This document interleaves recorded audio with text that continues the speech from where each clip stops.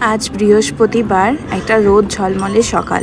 যদিও কখনো কখনো রোদ উঠছে, কখনো কখনো বরফ পড়ছে, মানে শিলাবৃষ্টির মতন।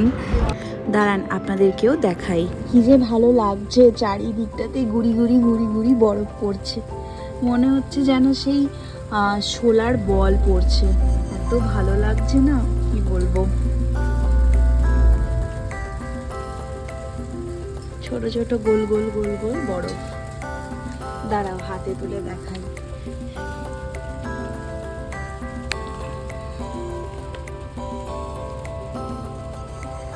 তফাৎ একটাই, এখানে সমস্ত বরফগুলোই গোল গোল গোল গোল হয়ে নিচে পড়ছে, একদম ঝমঝমিয়ে বরফ পড়ছে। ছোটোবেলার কথা খুব মনে পড়ে জানেন, এইরকমই শিলাবৃষ্টি হতো আর আমরা বাটি নিয়ে ওই বরফগুলো পোড়াতে শুরু করতাম। খুব মজার দিন ছিল কিন্তু। চলুন, আজকে সকালে প্রচুর কাজ, যেহেতু আজকে বৃহস্পতিবার, সাথে আবার মা দুর্গার অষ্টমী। এখন তো বাসন্তী পুজো চলছে, ওই জন্য অষ্টমীর পুজোটা করব বাড়িতে। আমার তো বাড়িতে মা দুর্গা আছেন, তো তাই জন্য ভাবলাম আজকে মাকে একটু ভোগ দেবো। এখন তো খুব জোরেই বৃষ্টি হচ্ছে, বৃষ্টি মানে বরফ পড়ছে, তো একটু থামলে তারপরে রেডি হব, দিয়ে একটু বাজার যাব।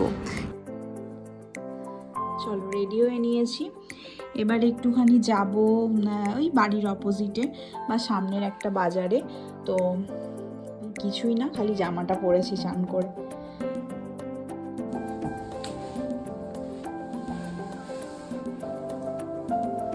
ফল ফুল সবজি আরও যা যা কেনার ছিল সমস্ত কিছু কেনা হয়ে গেছে।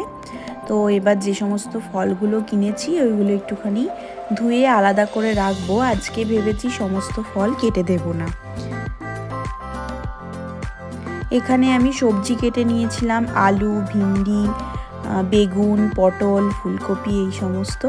তারপরে নুন হলুদ মাখিয়ে রেখে দেব। আর ওইদিকে একটুখানি চিনি গুঁড়ো চালকে ভালো করে ধুয়ে হলুদ, ঘি, একটু চিনি, গরম মশলা আর আদা বাটা মাখিয়ে রেখে দিয়েছি। তার ওপরে দিয়ে দিচ্ছি একটুখানি মটরশুঁটি। আমার কাছে যদিও নর্মাল মটরশুঁটি নেই, ফ্রোজেন আছে। কাজ করতে করতে একটু বাইরের দিকে তাকালাম, এই দেখুন এখন আবার এখানে স্নোফ্লেক্স পড়ছে, আগে পুরো বরফ পড়ছিল। কি অদ্ভুত পরিবেশ। এখানে আমি সমস্ত ভাজাভুজিগুলোও করে নিয়েছি, আর বাসন্তী পোলাওটাও হয়ে গেছে। এবারে শুধু ফলমূলগুলো ধুয়ে যে ফলগুলো কাটবো, ওই ফলগুলো একটু কেটে বাকি সমস্ত জোগাড়গুলো করে নেব। তবে আজকে ভেবেছি সমস্ত ফল কাটবো না। এই যে কটা ফল দেওয়ার ছিল কেটে, সেগুলো কেটে নিয়েছি, আর যেগুলো গোটা ফল দেব সেগুলো গোটা ফলই দেব। চলুন তাহলে এবার পুজোটা করে ফেলি।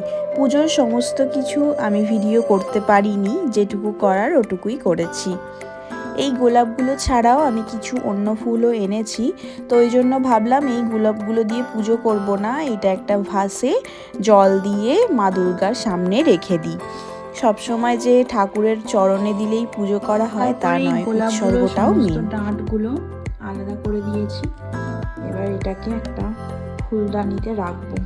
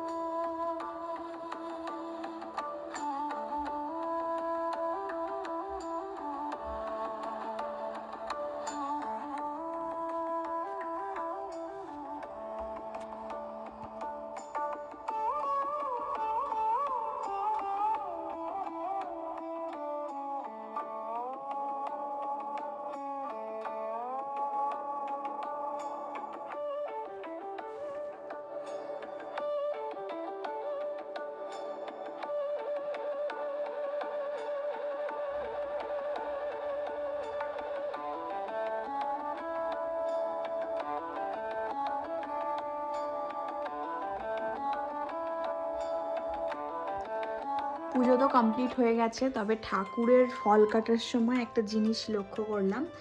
আসলে ঠাকুরকে মানে কোনো কিছু দেওয়ার সময় সবসময় সব কিছু ভালোই হয় মোটামুটি। নর্মালি তো আমরা ভাবি যে তরমুজ লাল হবে কি না, পেঁপেটা মিষ্টি হবে কি না, এইসব। তো দেখবেন একটা জিনিস এখন দেখাই।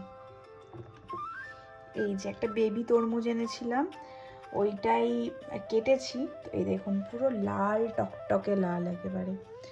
তারপরে মেলানটা এনেছিলাম, এটা ভাবছিলাম যে একটু কাঁচা হবে, কিন্তু একদম পেকে গেছে ভেতরটা খুব সুন্দরভাবে। প্লাস পেঁপেটাও তাই, পেঁপেটা বাইরে থেকে দেখে মনে হচ্ছিল কাঁচা হবে, কিন্তু এই যে।